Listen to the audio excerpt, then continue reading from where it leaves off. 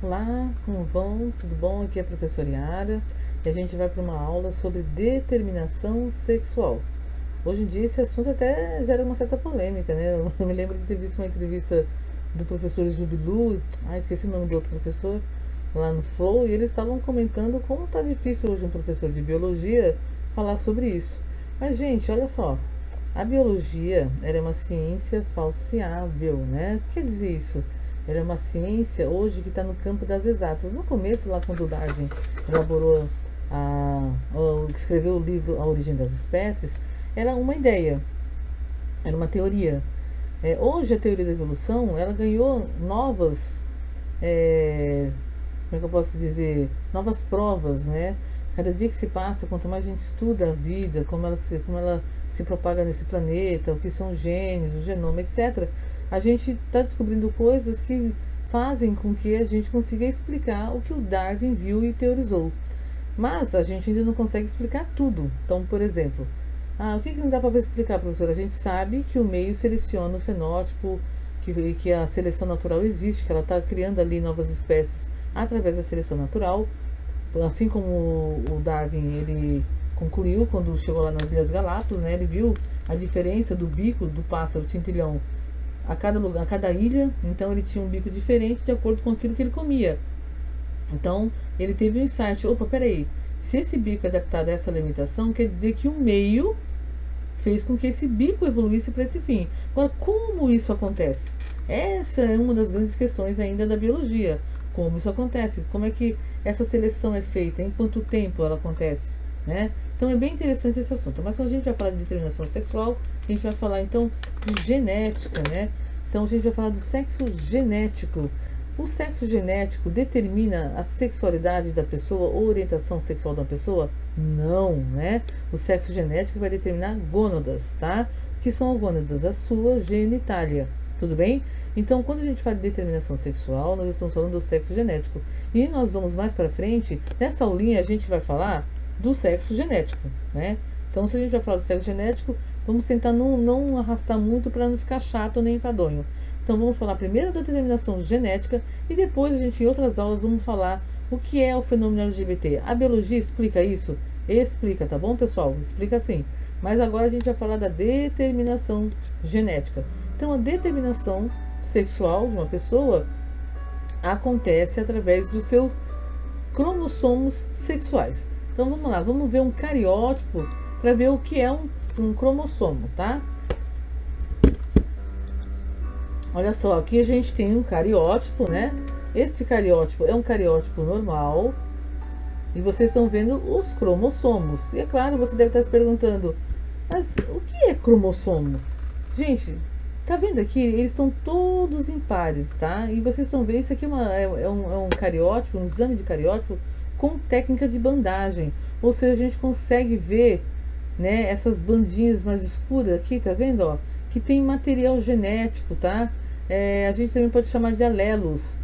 Por exemplo, aqui nós temos dois cromossomos, né, paralelo um ao outro. Um vem do pai e o outro vem da mãe.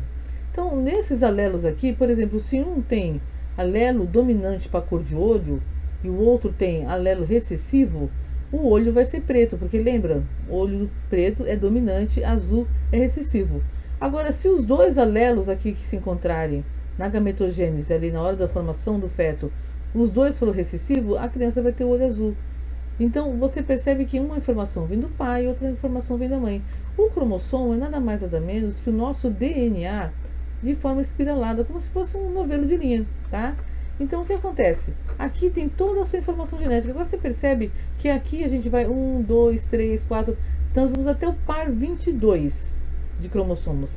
Esses pares aqui a gente chama de cromossomos autossômicos. Por quê? Porque eles vão definir isso que eu falei para vocês: cor de olho, tipo de cabelo, cor de pele, altura, talvez até personalidade, etc. Eu digo talvez que a gente acredita que o gene também para a inteligência, a gente acredita não, a gente sabe que o gene da inteligência está ligado ao cromossomo X da mãe, né? Então, se o filho, por exemplo, se a criança, se a mãe tiver algum defeito no gene da inteligência, do intelecto, a criança vai nascer com retardo mental. Mas aí isso aí a gente vai falar em outra aula, tudo bem? Hoje a gente vai falar de se ater ao sexo do bebê.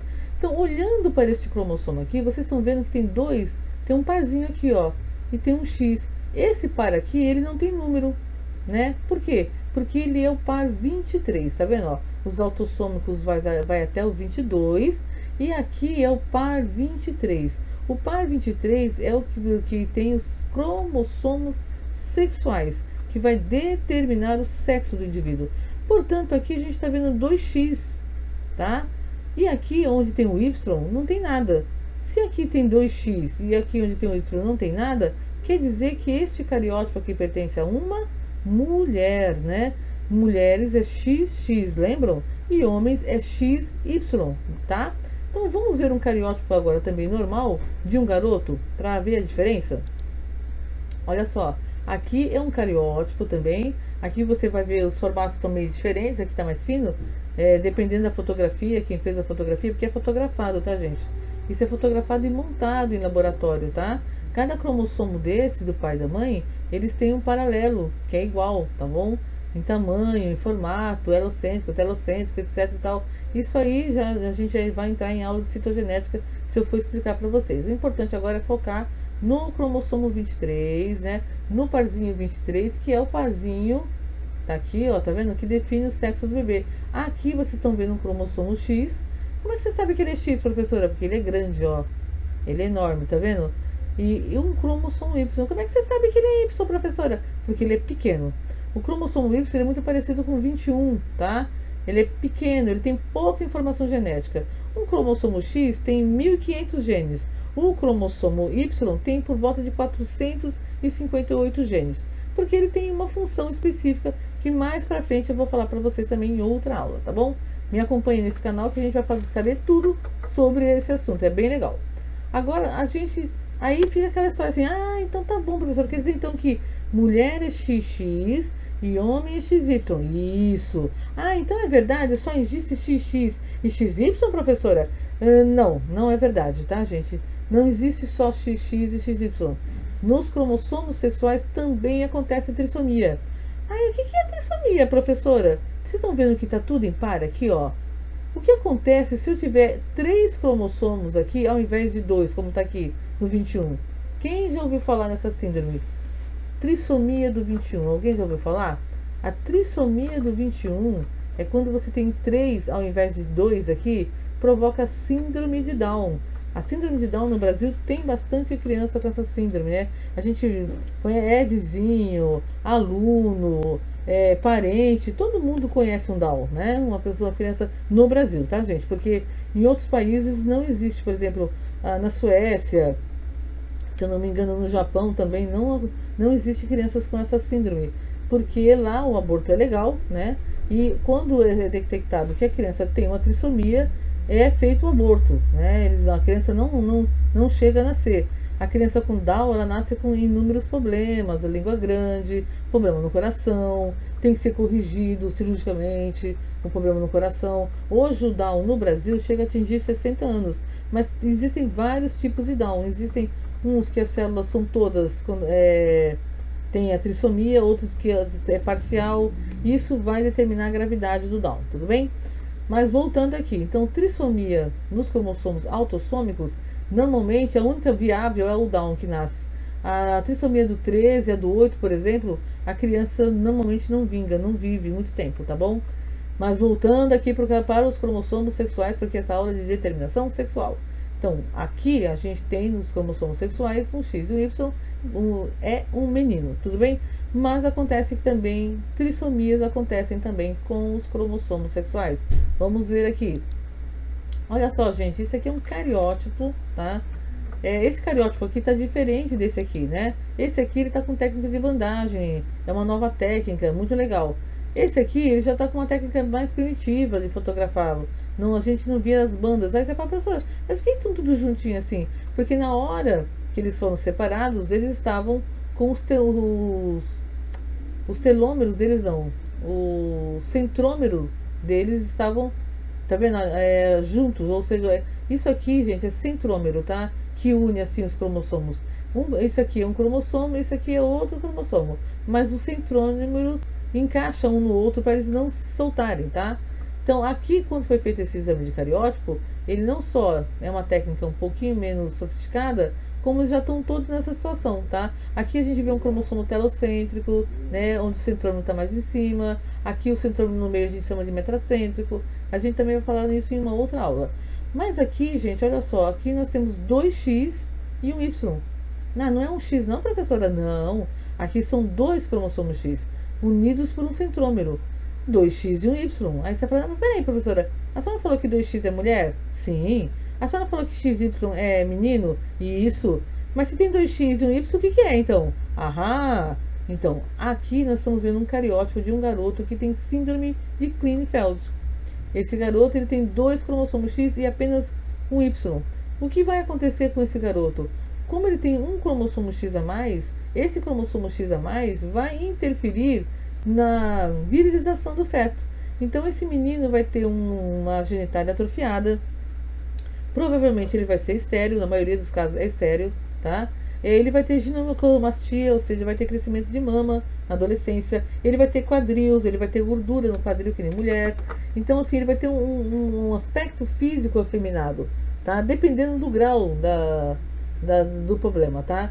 Então, o que acontece? Isso é um problema para esse garoto, porque provavelmente ele vai ser estéril, né? Ele vai ter problemas. Então, a mãe, muitos Klinefelter só descobrem que tem essa síndrome quando eles se casam e não conseguem ter filhos. E aí vai fazer um exame de cariótipo e descobre que tem dois cromossomos X e apenas um Y, tá bom, gente? Do contrário também acontece? Sim, olha só. Aqui nós estamos vendo um cariótipo com a outra síndrome, a chamada síndrome de Jacob. Nos cromossomos sexuais também tem uma trissomia. Só que observe aqui, ao invés de 2x, ele tem 2y. Né? O cromossomo X, como vocês podem ver, como sempre, é maior e o cromossomo Y é menor. Mas o que acontece com o homem se ele tiver 2Y?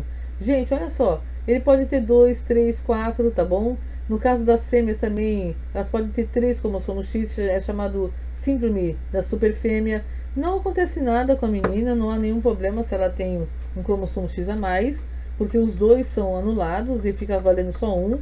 No caso dos meninos, ter um cromossomo Y a mais dá problema sim, tá? O menino fica alto, fica grande, mas ele fica com uma ligeira deficiência mental e são bastante agressivos, tá bom? Então, o cromossomo Y a mais é um problema sim, e foi feita uma pesquisa na década de 70, né? Com prisioneiros numa prisão, um biólogo foi lá, conseguiu tirar o sangue de todo mundo. Naquela época não tinha bioética. Ele fez esse exame com os prisioneiros e concluiu, né? A maioria dos prisioneiros que tinham cometido crimes bestiais por motivo fútil tinha 2 cromossomos Y. Detalhe, gente, essa síndrome, ela, a cada 600 nascimentos, um garoto pode nascer com essa síndrome, tá? Então é bem interessante essa síndrome. Aqui em Klinefelter também é a mesma coisa. E a gente tem o contrário, temos uma outra questão aqui. A gente tem, quando ao invés de você ter um cromossomo a mais, você tem um cromossomo a menos. Então aqui esse cariótipo, aqui como você pode ver, ele tem um probleminha. No par 23, né, que é o par sexual, só tem um cromossomo X. Se fosse uma menina, teria que ter 2 cromossomos X. Lembra? Mulher é XX e homem é XY. Então como é que fica isso aqui? É uma menina. Nasce a menina, às vezes nasce, às vezes não, a maioria aborta, mas quando nasce, essa criança, ela não tem, o intelecto dela não é afetado. Normalmente são crianças que têm um intelecto normal, porém o desenvolvimento físico dessa menina, ela não vai desenvolver um útero, ela não vai ter pelos pubianos, ela vai ter uma estatura muito menor, ela vai ter pescoço alado, enfim, há uma série de questões que ocorrem no caso da síndrome de Turner. O nome dessa síndrome é síndrome de Turner. Então, bom, terminando essa aula aqui sobre determinação sexual, o que a gente aprendeu? Que mulher é XX e homem é XY, certo? Ok. Só existe XX e XY? Não. Existem trissomias, síndromes que ocorrem com os cromossomos sexuais e, portanto, existe X, X e Y, X, X, X, existe X, Y, Y, existe só um X, enfim, não é assim tão simples, tá? A determinação sexual. Se tudo der certinho, você vai ter um X e um Y, ou um X e um X. Mas nem sempre isso acontece, tá bom, pessoal? Então vamos lá, a gente fica para a próxima aula, a gente entrar em mais detalhes sobre isso, que é bem legal.